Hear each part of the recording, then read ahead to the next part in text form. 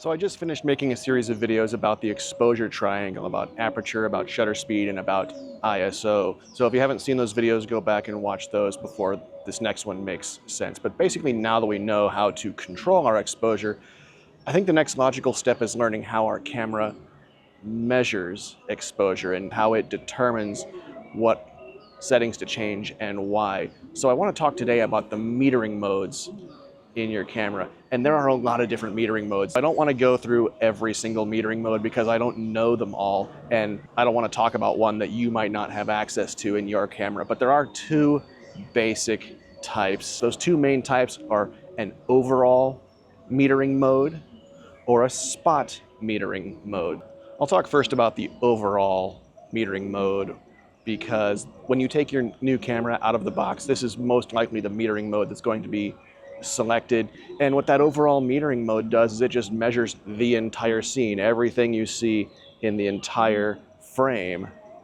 It looks at the brightest things like my hat, it looks at the darkest things like the shadows down here, and it'll balance all of it in order to give you a good exposure, in order to, bring out as much shadow detail as it can without clipping any of the highlights, any of the bright stuff like up here in the frame. And it's a great metering mode for walking around in the daytime or in very evenly lit situations.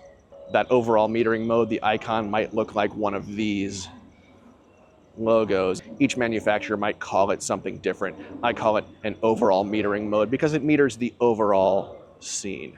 This overall metering mode is good for evenly lit scenes. If you're just walking around, let's use Disneyland example since we're in Disneyland. If you're walking around Main Street, if you're on a ride like the Jungle Cruise where you're outdoors, that mode is going to do a pretty decent job of giving you a decent exposure. It kind of falls apart on dark rides though, because on dark rides you have a very, very dark background, but then the subject is usually very brightly lit. Think of something like Pirates of the Caribbean, where generally a dark background, not very much detail, but all of the figures are lit up very, very brightly because that's what they want you to see.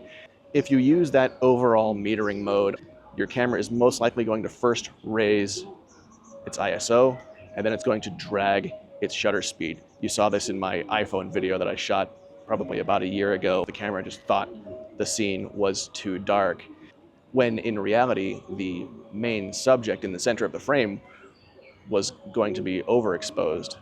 So on dark rides, I prefer to use spot metering. Most camera manufacturers call it spot metering, and on most cameras, the icon is going to look something like this, a white square with a little dot in it. And what that mode does is it is going to take a very, very small portion of the real estate in your frame. It's usually the very, very center of your frame. There's usually a little autofocus point or a little circle that your camera manual will tell you is the spot metering circle.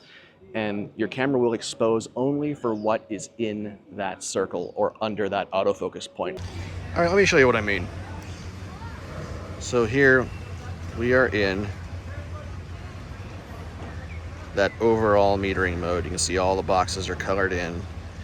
And I've got just a boring composition here, but I've got just some sunlight falling on this piece of the vegetation and some shadows beyond it. But notice as I move the camera back and forth, the overall composition of that scene isn't changing. My settings aren't really changing significantly.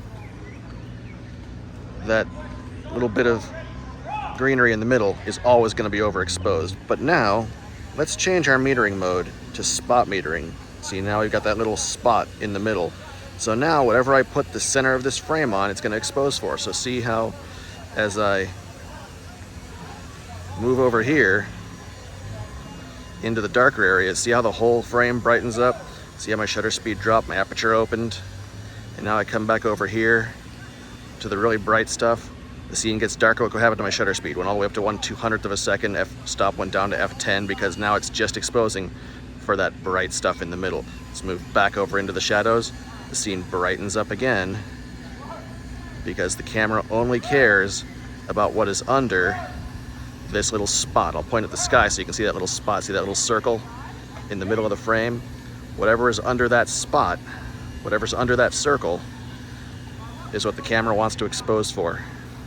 and it doesn't care about anything else. It'll overexpose or underexpose. It only wants to preserve the exposure on what you pointed at, which is why it's great for dark rides. So on dark rides, I always use spot metering because I don't care about the background. I want to see the subject. The background is usually dark for a reason. There's no detail there. There's things there they don't want you to see. And so you have a lot more contrast, and it's a lot more of an interesting composition. Spot metering sometimes works in evenly lit scenarios. If everything is perfectly evenly lit, it doesn't matter what the camera meters on. If it's all the same brightness, it doesn't really matter. That's pretty much all I had for this video. I wanted to keep it short. I wanted to keep it simple. If you're tending to get overexposed, grainy shots on dark rides where the background is too bright and the subject is blown out, try switching to spot metering mode. I think it's going to make a big change in your photography.